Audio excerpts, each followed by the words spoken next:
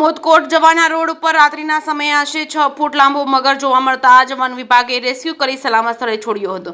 ભરૂચ જિલ્લાના આમોદ નગરમાં મગર રહેણાંક વિસ્તારમાં આવી ચડતા સ્થાનિકોમાં ભયનો માહોલ છવાયો છે, જેની જાણ વન વિભાગના અધિકારીઓને કરતા તેઓએ તાત્કાલિક દોડી આવી મગરનું રેસ્ક્યુ કરી સલામત સ્થળે છોડવાની કામગીરી હાથ ધરી છે। આમોદ કોટ જવાના રોડ ઉપર રાત્રિના સમયે આશરે 6 ફૂટ લાંબો મગર જોવા મળતા મગરનું રેસ્ક્યુ કરવામાં આવ્યું હતું।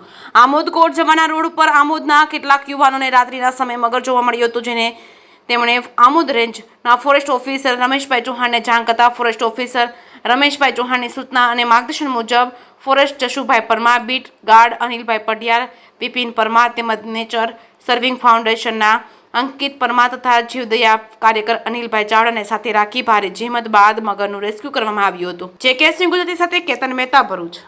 આમોદ ખાતે આવેલ કોર્ટ પાસે રાત્રિના સમયની અંદર મગર આવી ચડેલ, જે સ્થાનિક રહીશો દ્વારા range forest officer Ramesh Chauhan સાહેબને જાણ થતાં તેમની સૂચના અને માર્ગદર્શન હેઠળ રાઉન્ડ ફોરેસ્ટર સાહેબ જે પરમાર સાહેબ, હું અનિલ પડિયાર, વીપીએન પરમાર, નેચર ફાઉન્ડેશનમાંથી અંકિતભાઈ પરમાર, અનિલ ચાવડા તથા લોક સહકાર મેળવી મગરનું રેસ્ક્યુ કરવામાં આવેલું, જે પશુ ચિકિત્સક શ્રી દ્વારા સારવાર હેઠળ